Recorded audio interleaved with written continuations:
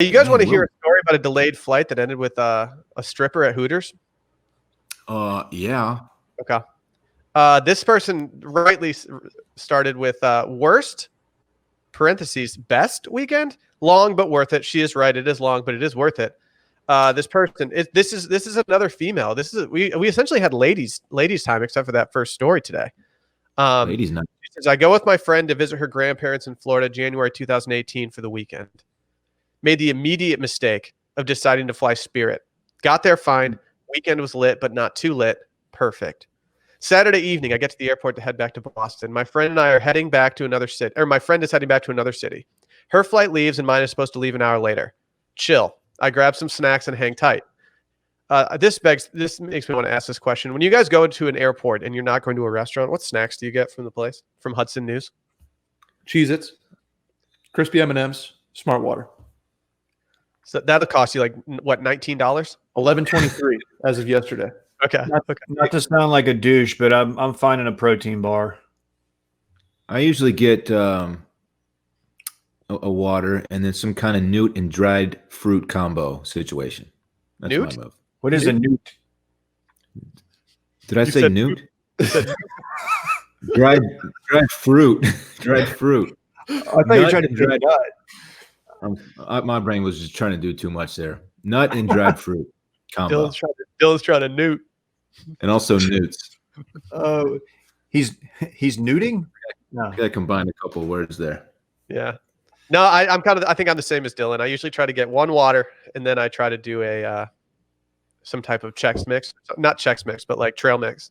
But trail mix is expensive in those places. It's always like $8. I can't eat them anymore because they ripped out Ross Boland's tooth one time, but like I used to do Kind bars pretty regularly in airports. Did Kind Bar realize how much they were going to scare all Grand X employees from eating Kind bars in the future? Because I can't do it either anymore. And all I think about is Ross's tooth flying out of his mouth. And every time I bite down, I think about it. I'm like, oh, I could totally see how that happened. Mm-hmm. Mm-hmm. Oh, well. Need something soft. All right, this one's a long one, so let's get right into it. The flight slowly starts to get delayed, 20 minutes, then 40, etc. People start asking what is going on. I guess the flight attendants were going to on strike or something, and our flight is canceled. Our only option is flying home on the next night at 9 p.m. People start complaining. At this point, we've all been there for hours chatting, and nothing bonds people together like a common shitty situation. Spirit informs us that we'll all be put in an airport Hilton hotel for the night. We all load into vans they provided and head to the hotel. At this point, everyone on the flight is chatting and friendly, all with the common mistake of booking Spirit. We get to the hotel, and there are talks of going out. I decide that it might not be the best idea considering at the time I was a solo 22-year-old chick. I call it a night, inform my boss I wouldn't be coming in tomorrow, and I hit the sack. I wake up pretty early knowing I was going to have to find something to do to fill the day between 10 a.m. checkout and my 9 p.m. flight. I go to the free hotel breakfast and reconnect with the people on the flight from last night since we're the only ones at this hotel. I end up sitting in the booth with some dude named Keith. He's about 35 years old who works on a shipping container boat in Connecticut as a handyman, so he's a little rough around the edges. And then Nancy, a 55-year-old ex-stripper wearing a crop top. Keith informs us that he has rented a pickup truck for the day and is planning on driving around.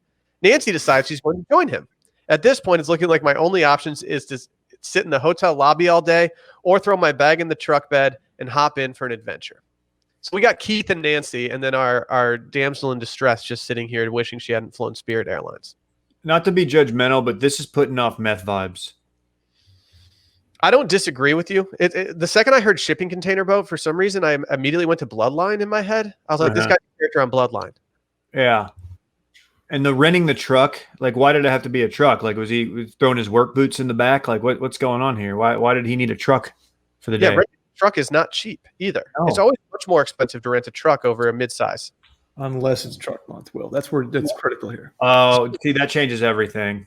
Maybe Keith was trying to do some ramming. Okay. Well, of course, Keith has connections down here, and Keith had some friend who worked at a bar like an hour and a half north of the airport on the beach. Naturally, we head there. Halfway there, Keith stops for gas. I stayed in the car. Nancy went into the gas station for cigarettes. She returns to the car with a lesbian couple that are trying to hitchhike to Georgia. Keith has no problem with this and lets them into the car with us. I start to regret my decision of joining them and question my safety.